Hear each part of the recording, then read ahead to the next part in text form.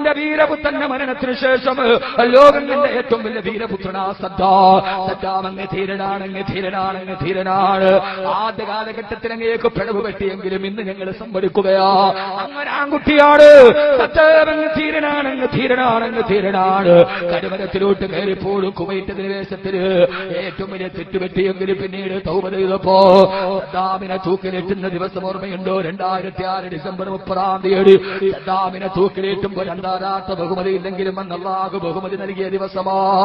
അന്ന് സദ്ദാമിനെ ടൈഗ്രീസ് നദിയുടെ മറുഭാഗത്തുള്ള പട്ടാള ക്യാമ്പിൽ സദ്ദാമിനെ തൂക്കിലേറ്റാൻ പോകുമ്പോ കഴുമരത്തിലേക്ക് സദ്ദാമിന്റെ കഴുത്തു നീട്ടി കൊടുക്കുമ്പോ അതേ സമയത്തുനിന്ന് വെളിപ്പെരുന്നാൾ ദിവസമാ യൂഫ്രട്ടീസിന്റെ മറുഭാഗത്തുള്ള പട്ടാള ക്യാമ്പിൽ സദ്ദാമിനെ കഴുമരത്തിലേക്ക് കയറ്റുമ്പോ ആ യൂഫ്രട്ടീസിന്റെ മറുഭാഗത്തുള്ള 2000-ഓളം മുസ്ലിം പള്ളികളിൽ വൃദ്ധന്മാര് കുട്ടികൾ ഉറക്കെ പറയുകയാ, അല്ലാഹു അക്ബർ അല്ലാഹു അക്ബർ അല്ലാഹു അക്ബർ ലാ ഇലാഹ ഇല്ലല്ലാഹു അല്ലാഹു അക്ബർ അല്ലാഹു അക്ബർ വലില്ലാഹിൽ ഹംദ്.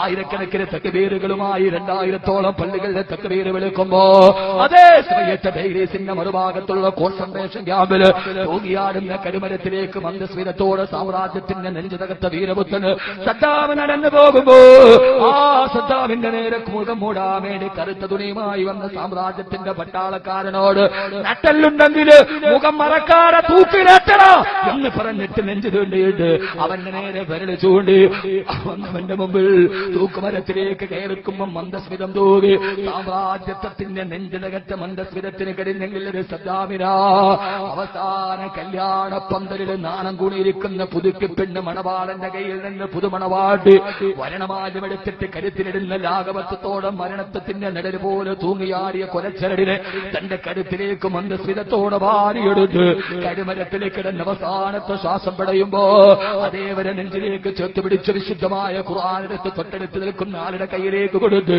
മരിക്കുന്നതിന് മുമ്പ് സദ്ദാം പറഞ്ഞത് രണ്ട് വാക്കാ. ഒന്ന്